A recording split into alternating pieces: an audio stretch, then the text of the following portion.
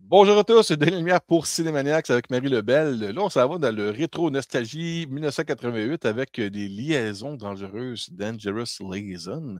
Je ne sais pas pourquoi tu veux parler de ça, Marie, mais vas-y. Écoute, Ben écoute, c'est un classique. Un classique en plus qui a inspiré plusieurs euh, films et séries actuelles en oh, il y a plus. eu une mode après ça là, qui est Il y partie a une mode là-dessus. après Ah oui. ça. Il y a eu Cruel Intentions avec Sarah Michelle Gellar, Ryan Phillips, Salma Blair, Reese Witherspoon. Et ensuite, on a eu le nouveau Cruel Intentions qui est sorti en 2024, si je ne m'abuse, sur Amazon Prime. Et OK. apparemment, il y a un nouveau Liaison dangereuse, mais alors là, je ne sais pas du tout si ça a à voir Explique. avec l'ancien ou peut-être une autre version un peu plus moderne d'aujourd'hui, mais enfin, il me semble que c'est un grand classique du cinéma, justement du cinéma d'époque, et qui mérite quand même de se faire mousser un peu.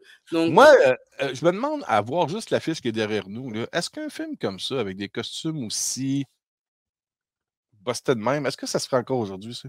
ben oui, Ah ouais? c'est juste que c'est un peu moins. Regarde, quand tu regardes justement la série Bridgerton, la série Versailles, oui, oui, c'était comme ça. Hein. Les madames, elles avaient qu'on appelle ça des belles gorges. Donc, Des belles gorges? voilà. Alors, Pour à ne pas teaser confondre le avec le film La Gorge, que ça, c'est un ravin. Donc, oui, voilà. oui. On revient pas là-dessus, là. Oui, bref, donc effectivement, c'est un vrai. Mais là, ils ont vraiment été. C'est un film des années 80, fin 80, donc Ouais. 88.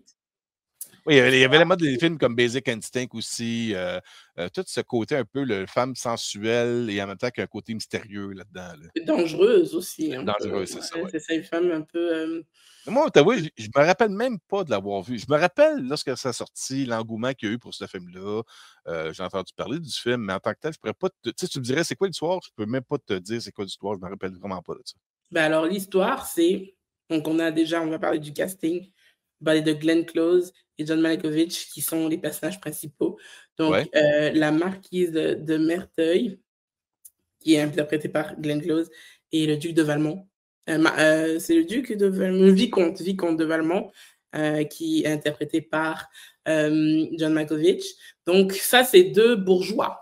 Bourgeois un peu avant la Révolution française, hein, mmh qui sont comment je pourrais dire ça, bored as fuck. Ils sont vraiment ils s'emmerdent, ils s'ennuient. Et il n'y avait pas de Netflix à l'époque. Donc, comment on pouvait avoir des amusements, c'est en créant du drama pour avoir du gossip. Donc, euh, les deux font une espèce de ces deux personnes qui sont quand même très euh, détachées un peu de leurs sentiments, qui sont prêts à tout pour arriver à leur fin. Hein, donc, certaines caractéristiques aussi de troubles, quelques troubles psychologiques. Donc, ils vont aller jouer. Donc, la marquise de Merteuil qui dit justement il y a mon ancien amant, M. Bastide, hein, qui m'a lâché. Comment est-ce que je vais faire pour le faire payer? Lui, il dit ah, ben tu sais, et puis lui, il est connu, hein, le vicomte de Valmont, pour, on va dire, être un coureur de jupons, tout ça. Et donc, elle dit alors, on peut essayer justement de le faire, d'organiser ses fiançailles avec la fille de ma cousine, puis toi, tu vas séduire ma cousine, comme ça, quand il va se marier avec elle, elle va déjà être enceinte de ton bébé. C'est vraiment machiavélique.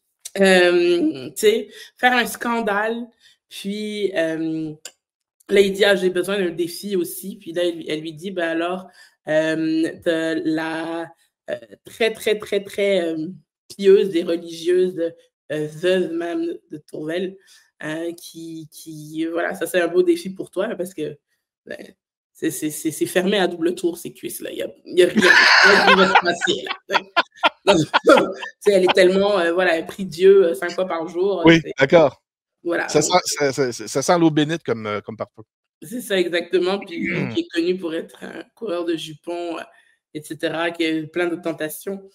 Elle va pas s'en approcher avec un 10-foot pole.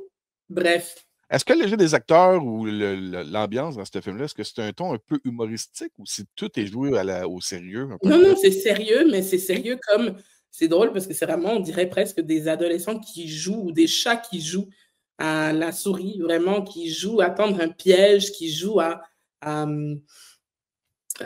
vraiment à placer leurs pions. Hein? Puis à voir le spectacle. Donc, elle lui dit, ben alors, si tu arrives à la conquérir, si on fait une de tes conquêtes, je te promets que tu vas avoir ce que tu veux de moi parce que, bon, ben, ils sont proches, eux aussi, ils ont une espèce de jeu de séduction. Et donc, rentre en scène la très jeune Uma Thurman. Je pense qu'elle devait avoir quelque chose comme 18 ou 19 ans à l'époque.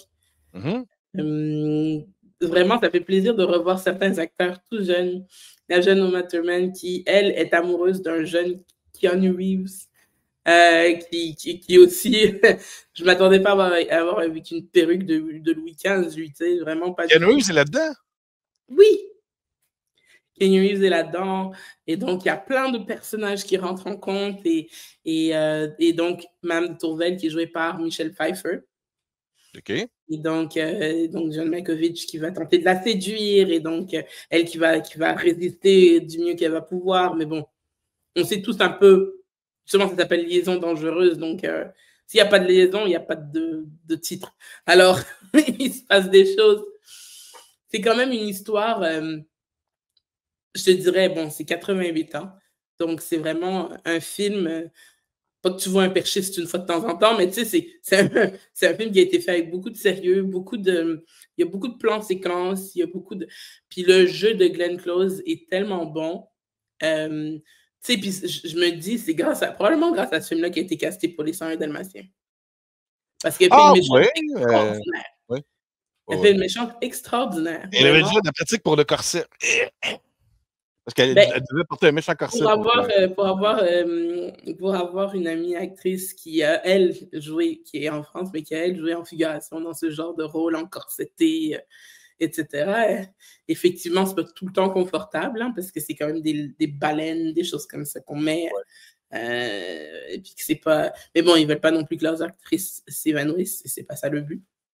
Mais bref, effectivement, au niveau des costumes, c'est français, mais ce sont des acteurs anglophones, mais qui justement prononcent leur nom, Madame de Tourvel, Cécile de Volanges, vraiment des vicomtes de Valmont. Vraiment, ils sont... Tu le regardes en anglais pour un peu leur côté de l'accent. Oui, vraiment, ils sont sérieux, ils sont bien infusés dans leur personnage. Et ça vaut vraiment la peine de revoir ce grand classique. Je dirais vraiment, trouvez-le. Il n'est pas difficile à trouver. Moi, je l'ai regardé gratuitement il n'y a pas très longtemps. D'accord. Et là, disponible en format DVD Blu-ray, ces choses-là, pour les médias physiques. Probablement, trouver ça facilement. Hein. De toute façon, Apple TV et Amazon Prime et ce genre de choses peut toujours t'offrir pour un achat. Hein, le casting, Glenn Close, John Malkovich, Michelle Pfeiffer, Uma Thurman, Peter Capaldi, Keanu Reeves, film 1988 qui se passe à la fin des années 1800, fin des années 1782. Avant la Révolution française. Ouais. C'est un film qui a rapporté quand même en 88 35 millions. Si on fait la conversion, je l'ai faite pendant que tu me racontais mon point de vue sur le film. C'est quand même un film qui a rapporté en Amérique du Nord 80 millions à peu près. C'est pas un gros succès. C'est un film d'époque. Ouais.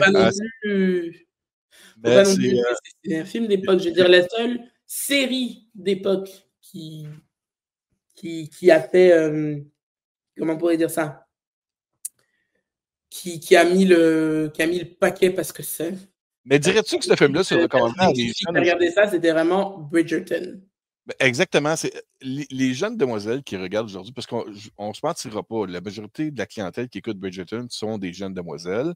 Est-ce qu'à elles, si maintenant tu rencontres ces filles-là, puis tu leur dis « Ah, je connais de quoi que tu n'as peut-être pas vu », est-ce que tu leur recommanderais Dangerous Liaison Oui, par rapport à leur affection à ça? Oui, ça fit, c'est ça? Tout à fait. une Tout bonne à fait, référence. parce que c'est un film, mais c'est un film qui est très sérieux. Je veux dire, c'est sérieux. Bridgerton, pas que c'est pas sérieux, mais c'est un peu Ouais. plus. Il y a un autre, il y a un autre sous-texte. Hein. Ça joue un peu plus moderne, Bridgerton. Là, c'est vraiment avec les manières de l'époque, le cérémonial un peu, voilà, un peu de la cour française et tout. La dernière chose que j'ai vue qui est un peu dans le même environnement, mais pas le même genre de film quand même, c'est Amadeus que j'ai écouté il y a environ un mois, même pas, là, qui était sorti en édition 4K, qui se passe un peu dans la même période, le même côté français, joué avec des anglophones. Fait qu'il y a un côté comique à les écouter en anglais, parler avec des noms en français. Mmh. Euh, c'est comment je faisais ça? J'aimerais mieux voir des acteurs français jouer dans des films comme ça, mais en même temps, il y a un petit côté curieux de voir comment des acteurs américains vont interpréter ce genre d'adaptation-là. Ça fait Voilà. tout différent, c'est ça. OK, écoute, Dangerous Liaison, je pensais jamais parler de ça à Cinémaniacs. De un, c'est pas le genre qu'on couvre habituellement. Et de deux, ça date de, mon Dieu, ça fait quoi, 35, 37 ans déjà? Wow, OK, ça a fait son temps. Mais écoute, on Mais en je parle encore, fait que ça l'a marqué.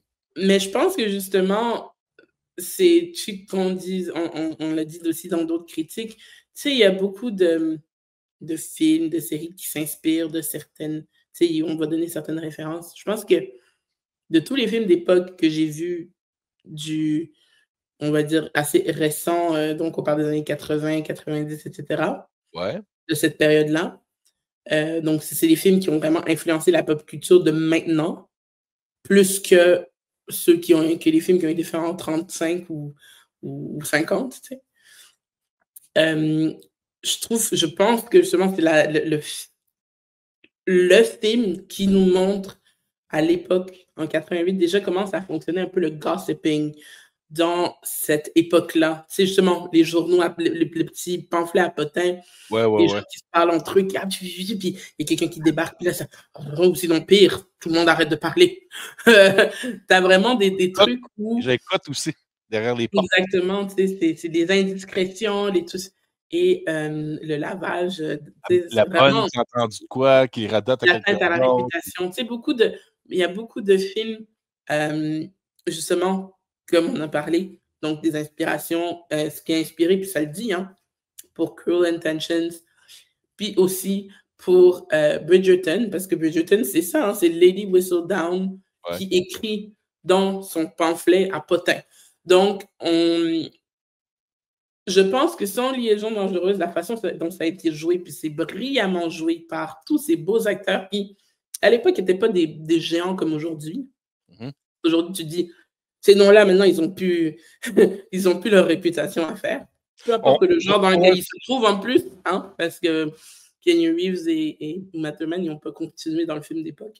non. Euh, mais c'est Mais ces intéressant. acteurs-là ont tous joué dans depuis leur carrière, on pourrait facilement nommer des genres tellement différents de ça. Je veux dire, John Malkovich, il a joué dans, mon Dieu, tous les genres possibles, action, horreur, science-fiction, super-héros, il fait n'importe quoi.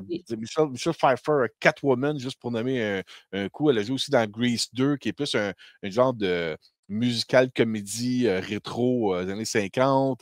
Tu as Glenn Close qui a joué des Sœurs Dalmatiens, elle a joué des Gardiens de la Galaxie, elle a fait plein d'affaires différentes. Elle a joué pas longtemps après ça, c'était quoi? Pas Basic Instinct, mais l'autre film, Cruel Intention, c'est ça? Ou, Non, non, Cruel Intentions, c'est celui qui est euh, inspiré de, mais je vois lequel tu veux dire, mais moi aussi, ouais, j'ai le ouais, des lèvres, on va le trouver. avec Michael Douglas. Oui, trouve-le. Trouve-le. Mais Mais non, toutes ces personnes-là ont des carrières fulgurantes et sans être typecastées dans ce genre-là. En plus, c'est ça qui est merveilleux là-dessus. Là. oui, vraiment. Ils ne sont pas juste restés dans le genre film rétro, film du passé, ces Ben, choses-là. c'est ce que j'aime aussi de ces époques-là, c'est que et que en ce moment, il y a moins d'acteurs qui font ça et ce que je trouve un peu plus dommage. Mais c'est ce que j'aime justement de cette époque-là, 80-90, c'est que certains acteurs ont quand même se sont assis sur pluridisciplinaire. Regarde Sigourney Weaver aussi, Oui. pluridisciplinaire. On fait de tout, tout, tout, tout. Keira Knightley, elle a fait sa carrière justement dans les les films d'époque, etc. Mais Ouais. regarde, on parlait de Rosamund Pike, qui elle aussi a joué avec elle dans Pride and Prejudice, hein, qui jouait sa petite sœur. Puis elle a fait autre chose. Elle a fait autre chose. Keira Knightley aussi a fait autre chose, mais elle est vraiment surtout reconnue pour ses films d'époque qu'elle fait. Donc, moi, c'est ce que j'aime beaucoup de ce genre de petits retours dans le temps, de voir des acteurs maintenant qui sont tellement à d'autres places maintenant, mais qui ont fait ce film, qui ont fait cet effort de jeu pour justement nous amuser et nous montrer autre chose de leur facette de jeu. Et Glenn Close, elle est froide, elle est cinglante, elle est calculatrice, elle est... Et je veux dire, ses expressions faciales sont extraordinaires. Je pense que ça fait partie justement des scènes qu'elle joue. Ça fait partie de mon top 10 des meilleures scènes de jeu à travers tout ce que j'ai vu et tout ce que je connais du cinéma. T'as des moments où tu te dis, il n'y a presque plus personne qui joue comme ça des fois. Même le côté assez spécial de Glenn Close, elle a joué pendant une saison ou deux dans la série The Shield. Oui. C'est une série de policiers corrompus. C'est vraiment là, totalement. Elle, là, elle doit dire, si j'ai fait de quoi, je ne veux pas le refaire deux fois. Je pense que c'est ça. C'est littéralement ça. Ben, peut-être, ou sinon, elle trouve justement que de toucher à tout parce que. Et là, on sort un peu justement de Dangerous Liaison. Mais, tu sais, pour des personnes qui ont mon âge, moi j'ai 34, presque 35 ans, Vin Diesel, c'était le géant de fer. Tu fais des voix, tu voices des personnages animés, tu fais quand même des films oscarisés, oscarisables, sérieux, etc. Puis après, tu sors, regarde Pedro Pascal, il a quand même été... il va faire quoi? 4 Fantastiques. Il a fait Gladiator 2. On parle des récents, là. Il a fait aussi Le Renard dans The Wild Robot.